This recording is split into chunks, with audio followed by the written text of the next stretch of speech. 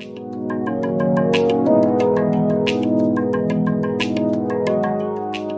ora everyone, Billy from Marama's Mushrooms here. Congratulations on your purchase of your Pekepeke Kiore block.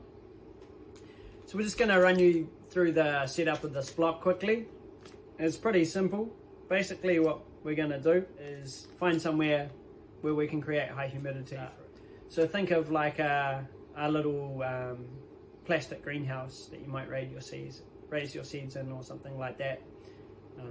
Possibly in a second bathroom, something along those kinds of lines. Even on the back of your house in the shade is a great place to put it. You can mist your block to try and keep the humidity higher around it. So now that you've got an idea about where you want to put it, we're going to go ahead and we're going to make a few cuts in the bag just to start showing you how to set the actual block up. So now we're going to make a few cuts in the bag. So to start with, we're going to make a little cut in the top of the bag like so. And then we're just going to fold the top of the bag down and over like that.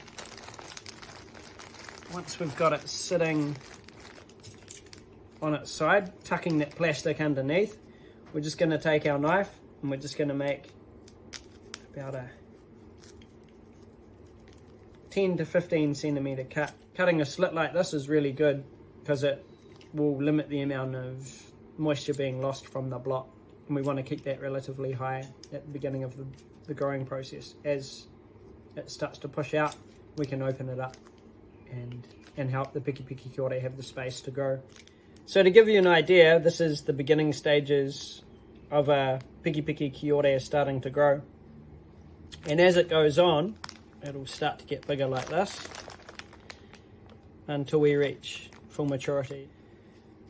So now we're going to go ahead and harvest this little guy here. This guy is just a little one because it's a second or third flush of this block, but the principle remains the same with harvesting these. So basically what you want to do is you just want to get a nice grip on it, and you just want to twist the Pekepeke Kiore off, and then on the underside of it you just want to get your knife and come around it and just cut that stalk off that's been touching the bag and the substrate as well, which you can see just in here.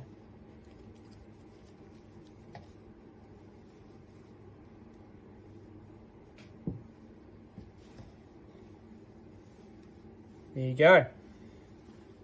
So that's it, setting up to harvest. You will get 2 to 3 flushes after your first flush off your Pekepeke Kiore block, all going well. Just keep misting your block on a daily basis, just to keep the surface of the block moist. If that dries out, then you may have some problems. So just keep that in mind, just keep the surface of the block moist, and good luck everyone.